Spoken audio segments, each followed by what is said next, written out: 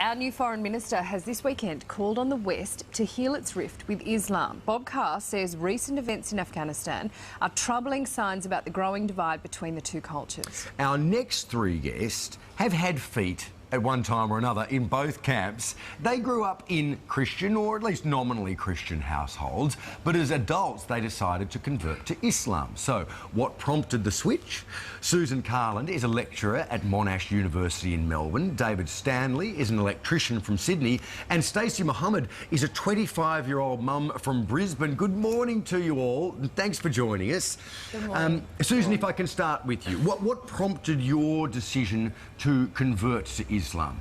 I think I was a teenager when I became Muslim, and I think it was when I was a teenager I started just to have big questions about life, the universe and everything, and I started to explore lots of different answers to those questions, and much to my surprise Islam seemed to be the one that continually came back to me with the answers that made the most sense to me. So eventually, yeah, when I was 19 I decided to convert. You say you were nominally Christian beforehand. Was your faith always a strong part of your life? Yeah, absolutely. I knew that I always believed in God, and I was raised in a household where we did go to church and those sort of things. And so it was always a very big part of my life and always a very positive part of my life. But I think when I was in my teens, I just started to wonder if I believed what I did because I thought it was true, or if it's just what I'd been raised to believe, and that's what sort of prompted the outward exploration, I guess. OK, this is really interesting. David, describe your life before you converted to Islam. Typical young Aussie guy. Used to go out and, drink, smoke, have fun, just do crazy things. Also, I used to be quite a racist.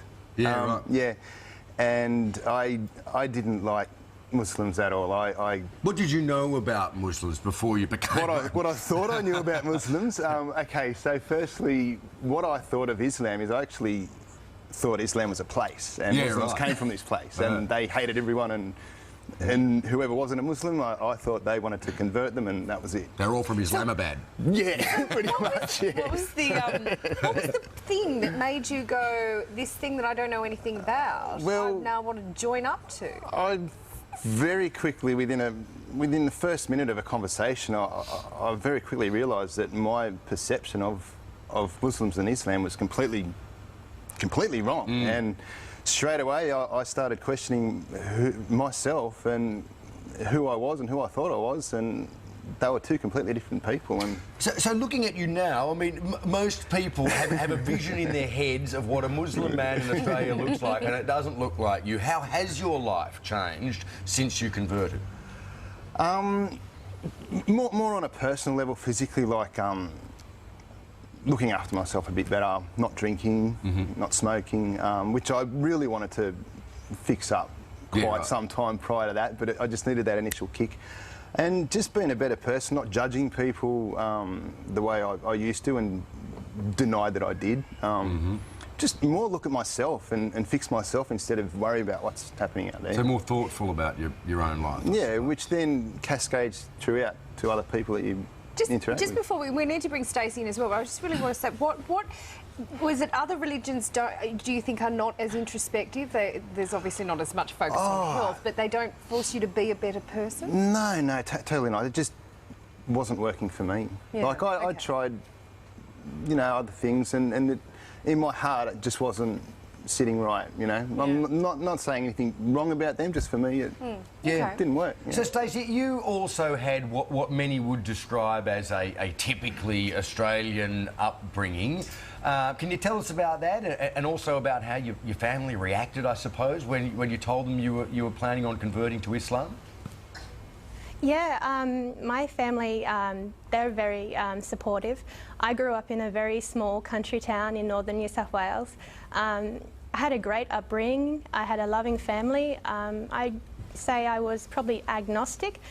So I didn't really tell them about my journey because it was really inner journey rather than, telling everyone about what I was thinking about doing.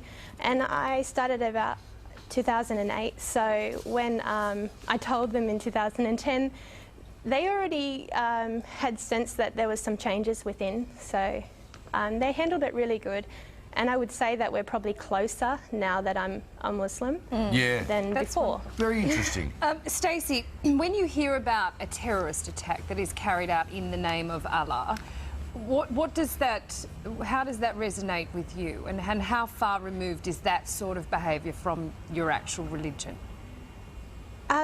I feel sad because I would feel sad if any innocent person died overseas or here.